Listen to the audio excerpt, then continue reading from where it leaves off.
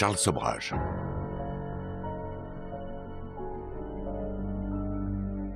Félix. L'année 1963 fut la première que Sobrage passa derrière les barreaux. Elle allait être suivie de beaucoup d'autres. Il s'adapta rapidement à la vie carcérale. Celle-ci était brutale et cruelle, et en tant qu'adolescent à moitié asiatique, Charles aurait dû être un morceau de choix pour les prédateurs qui s'y trouvaient. Mais il avait appris le karaté et s'en servit pour se défendre. La prison de Poissy, près de Paris, était un endroit épouvantable. Le bâtiment, construit au XVIe siècle, avait d'abord été un couvent, avant de se voir converti en prison au moment de la Révolution. Les prisonniers y étaient coupés du monde extérieur par de hauts murs de pierre, et les cellules individuelles étaient si étroites qu'on ne pouvait qu'y dormir. Le jour, les prisonniers étaient parqués par groupes, classés selon leur nationalité, leur degré de férocité et l'état de leur santé mentale.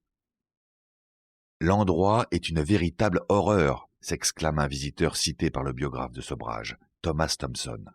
« Lorsqu'on y pénètre, un frisson secoue jusqu'à la moelle, comme lorsqu'on entre dans une cave malsaine.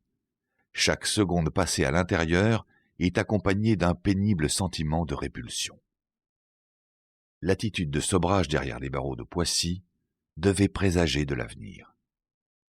Aucun prisonnier n'avait le droit de garder de livres dans sa cellule, sauf lui. Certaines infractions auraient dû lui valoir des punitions sévères. Mais pour Charles, le règlement ne s'appliquait plus à la lettre.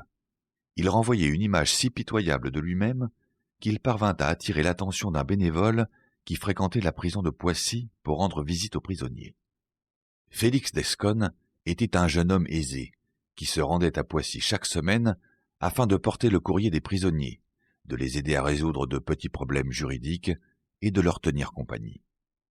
Charles se lia rapidement à Félix, qu'il regardait comme un sauveur et un modèle. Les deux hommes nouèrent une solide amitié durant la captivité de Charles. Félix essaya même de le réconcilier avec son père et sa mère, avec un succès limité. Il fournissait de la lecture à Charles, ainsi qu'un soutien émotionnel et un encouragement, tandis que passaient les jours d'emprisonnement. Charles finit par obtenir une libération conditionnelle et emménagea chez son ami. Il reprit alors ses activités criminelles là où il les avait laissées, mais y mit beaucoup plus de prudence et d'habileté. Il était alors à cheval sur deux mondes complètement opposés. D'une part, la sphère éclatante de Félix d'Escone, où il était en contact avec certaines des familles parisiennes les plus haut placées. D'autre part, le sinistre monde de la pègre parisienne, où il se sentait bien plus à l'aise. Le comportement autodestructeur de Charles devait le faire renvoyer en prison le soir même de sa demande en mariage. Il avait volé une voiture pour emmener Chantal, la femme qui l'intéressait, dans un luxueux casino. Des mises frénétiques, presque délirantes, lui firent perdre des milliers de francs qui ne lui appartenaient pas. Il accusa Chantal, qui lui avait refusé sa main.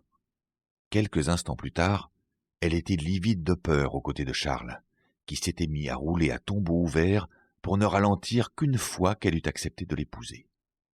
C'est à ce moment-là qu'il se rendit compte que les flics étaient derrière eux, toutes sirènes hurlantes. Il tenta de s'enfuir, mais perdit le contrôle de son véhicule dans un virage détrempé par la pluie, et la voiture s'écrasa dans le décor. Il fut arrêté et renvoyé 8 mois à Poissy pour fuite à bord d'un véhicule volé. Le juge, qui devait prononcer la condamnation de Sobrage, reçut un avertissement de la part de Félix, lequel recommandait qu'un suivi psychologique soit ordonné et appuyait sa demande par une liste d'exemples donnant un aperçu du comportement de Sobrage. « Il exploite à 100% les faiblesses de ceux qui l'entourent », écrivait Félix. « Sa conscience, s'il en a une, est insignifiante. Il est capable de politesse, mais il le fait de manière calculée. Il est impulsif et agressif. »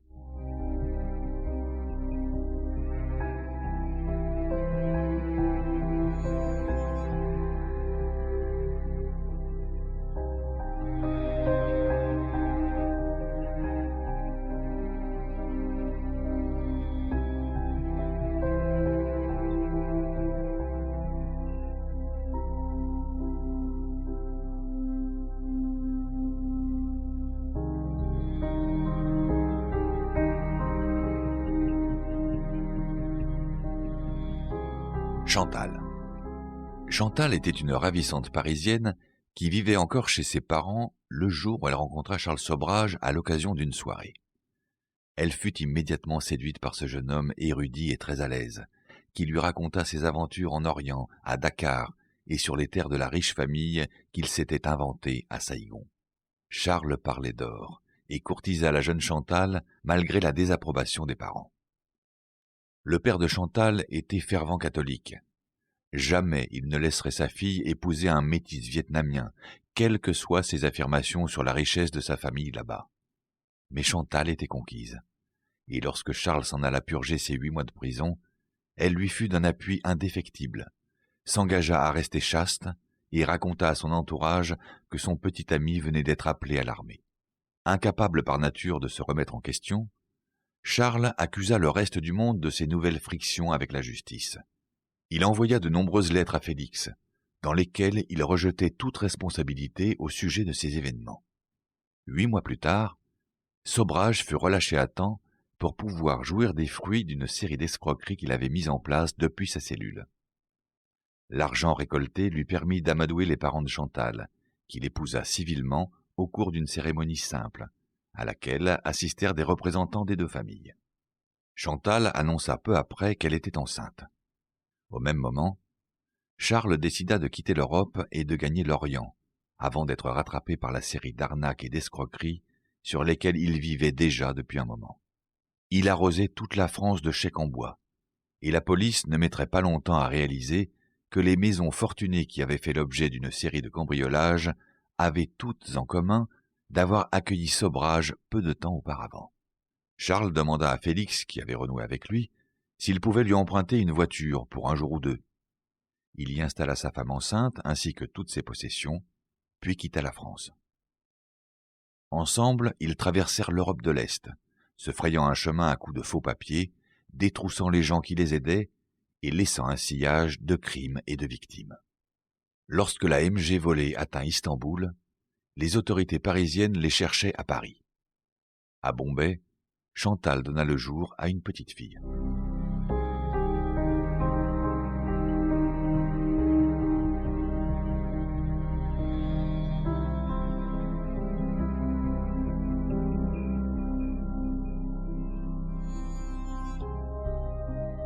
L'Inde. Charles et Chantal s'intégrèrent sans problème à la communauté des Français expatriés en Inde. Fort de son intelligence supérieure, Charles présentait bien pour un psychopathe et fut rapidement accepté parmi les citoyens français de plus haut rang.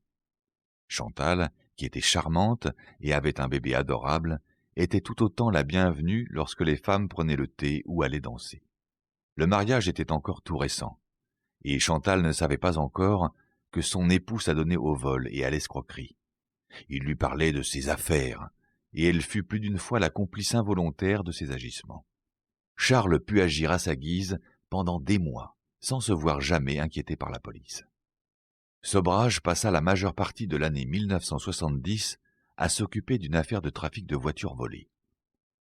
Il se débrouillait pour acquérir des voitures rares, européennes et américaines, dans le but de les revendre aux Français nostalgiques ou aux riches Indiens passionnés par les voitures occidentales. Pour ce faire, il volait les voitures pour les revendre directement, ou bien les refourguer au Pakistan ou en Iran, avant de les ramener à la frontière indienne, graissant au passage la patte des douaniers indiens pour que ceux-ci ne tiennent pas compte que l'importation se faisait sans les documents nécessaires. Sobhraj réussissait à devenir le propriétaire officiel des véhicules, en signalant qu'il s'agissait de véhicules volés, pour ensuite les racheter aux enchères. Finalement, il les revendait à ses amis, tout en empochant un bénéfice conséquent. Ces affaires le virent constamment sur les routes entre 1970 et 1971. À Bombay, Chantal se sentait seule. Elle avait le mal du pays et se demandait souvent où était son mari. Pour la consoler, il lui apportait de magnifiques bijoux sortis d'on ne sait où. Apparemment, la seule faiblesse de Charles était son addiction au jeu. C'est ce travers qui le conduisit à sa deuxième confrontation avec la justice, puis à sa chute. Charles avait perdu beaucoup d'argent au casino de Macao, et fut forcé de reprendre les bijoux qu'il avait offerts à Chantal.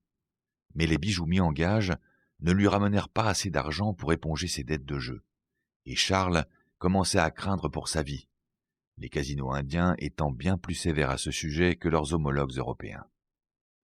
Par chance, Charles rencontra alors un Français qui lui dit avoir un plan.